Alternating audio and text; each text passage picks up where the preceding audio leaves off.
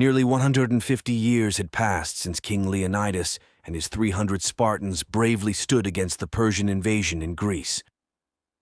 Now Alexander, the king of Macedonia and Greece, began his own campaign to conquer the Persian lands. After successfully defeating the Persian Empire, he and his mighty army continued their march, eventually reaching the valley of Sindh. Here they encountered a king akin to Leonidas, who defiantly opposed Alexander's advance. This king was none other than Purushottama, the ruler of Pauravas. Despite ruling a smaller kingdom compared to Alexander's vast empire, Purushottama dared to challenge him. King Porus ruled the land between the Jhelum and Chenab rivers, neighboring Taxila, whose king, Ambi, had already submitted to Alexander and allied his forces with him. Porus's other neighbors were not reliable for military support, and there was no army coming to his aid from the heartland of India. Nevertheless, King Purushottama chose to challenge Alexander, unwilling to surrender his freedom and kingdom without a fight. After reaching Taxila, Alexander sent messengers to Porus, demanding his submission and tribute.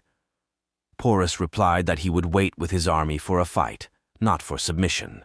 When Alexander reached the banks of the Hydaspes, Porus had already prepared his army in the old-fashioned Indian warfare style, with cavalry, archers, chariots, infantry, and elephants. Alexander knew that if he crossed the river in front of Porus, he would easily be defeated. So he devised a plan to deceive the king. He ordered his troops to make a fake crossing with loud noises, which made Porus's soldiers nervous and careless. Then, on a rainy night, Alexander crossed part of his army over the river, keeping another portion under the command of General Craterus. When Porus learned that Alexander was crossing the river, he marched to meet him. Alexander had already formed his army for battle. Porus and Alexander charged their armies, and a bloody fight ensued.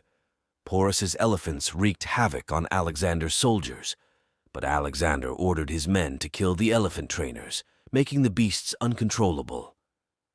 Meanwhile, General Craterus crossed the river with his army and encircled Porus. Despite losing most of his men, Porus fought bravely, throwing spears at whoever approached him. Eventually, after sustaining many wounds, he fainted. Alexander, moved by his bravery, asked him how he should be treated. Stubbornly, Porus replied that he should be treated as a king. Touched by his words, Alexander returned his kingdom to him.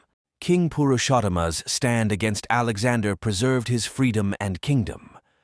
However, the war, especially the havoc caused by the elephants, had a significant psychological impact on Alexander's soldiers. The chaos inflicted by the beasts led to unrest among Alexander's troops, prompting them to rebel against their sovereign king. With no other choice, Alexander had to abandon his dream of conquering the heartland of India and return to Persia.